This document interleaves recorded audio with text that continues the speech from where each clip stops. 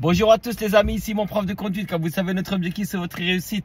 Alors cette vidéo, je vais vous la faire pour vous expliquer un petit peu comment faire pour circuler quand il pleut, comment faire pour conduire quand il pleut. Beaucoup d'entre vous ont peur de la pluie et ils pensent que le véhicule peut glisser. Ils ont des petits préjugés au niveau de la pluie et des petites a priori et des idées reçues qui sont complètement fausses. Grâce à cette vidéo, vous n'aurez plus peur de conduire quand il pleut parce que vous allez vous sentir un petit peu plus en sécurité. D'accord? Alors déjà, la première des choses que je vais faire, c'est que je vais tourner ma caméra. Et quelquefois, dans la vitre, comme ici, on a des petites gouttes d'eau au niveau de la vitre. Et du coup, ça nous gêne un petit peu quand on veut regarder le rétroviseur.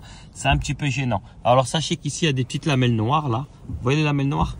Et bien en fait, c'est comme une raclette. C'est fait pour racler la vitre. Donc quand je vais ouvrir la fenêtre, ça vient de me racler ma vitre. Et quand je referme la fenêtre, ça vient de racler ma vitre. Voilà.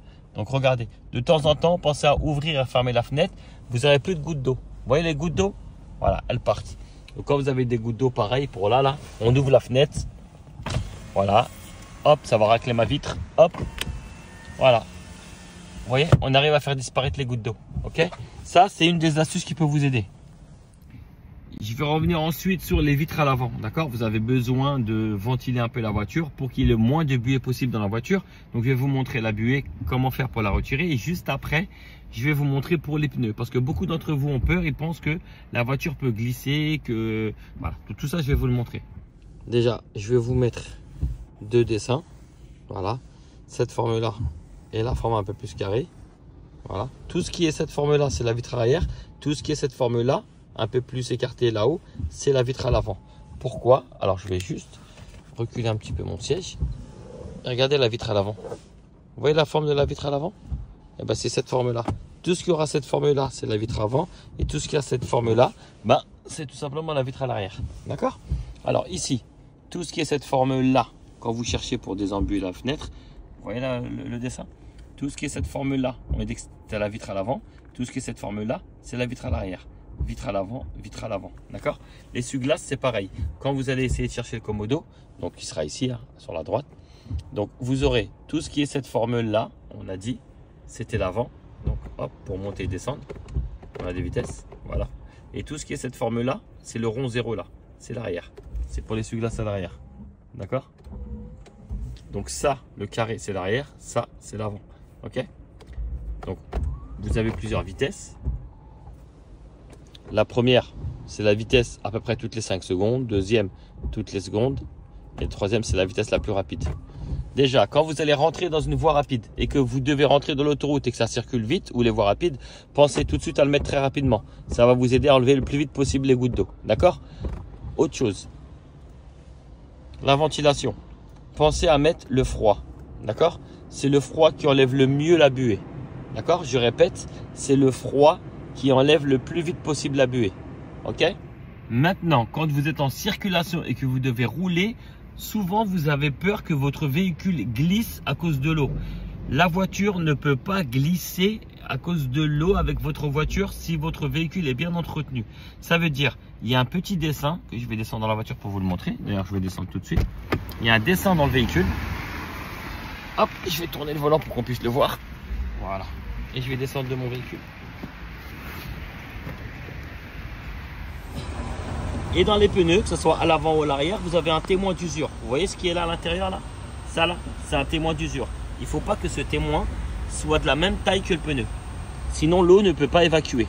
Et les dessins que vous voyez, les rayures avec les dessins, ben, c'est fait exprès les amis. C'est pour que quand vous roulez sur de l'eau, eh ben, sachez les amis que toutes les lamelles qui sont au milieu, eh ben, ça peut évacuer les amis, écoutez bien, entre 20 et 30 litres d'eau par seconde. Je répète, le pneu peut évacuer entre 20 et 30 litres par seconde. C'est énorme les amis. C'est comme si je prenais 20 ou 30 litres et chaque seconde, mon pneu arrive à évacuer pour rester au sol. Il arrive à évacuer entre 20 et 30 litres par seconde. C'est énorme. Ce qui fait que quand vous voyez que le sol, il n'y a même pas quelques dizaines de centilitres là. Donc c'est rien. Là, si vous roulez, ça ne va pas glisser. C'est comme votre basket. Voilà. Est-ce que je peux glisser? Non, je ne peux pas glisser. C'est pas possible. Il y a des crampons qui font que ça tient. Et ben, les lamelles, c'est exactement le même système. D'accord? Donc, votre véhicule, s'il est bien entretenu, si vos pneus sont changés, il ne peut pas glisser. C'est pas possible.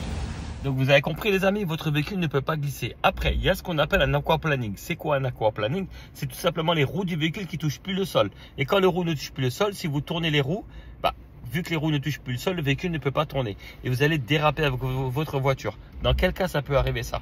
C'est si jamais vous avez plus que 20 à 30 litres par seconde. Je vais dire une bêtise, hein. Si vous avez 50 litres par seconde, votre pneu ne peut pas évacuer. Il va évacuer entre 20 et 30 litres et tout le reste, il va le laisser au sol. Donc votre pneu va glisser au-dessus de l'eau. C'est ça qu'on appelle un aquaplaning.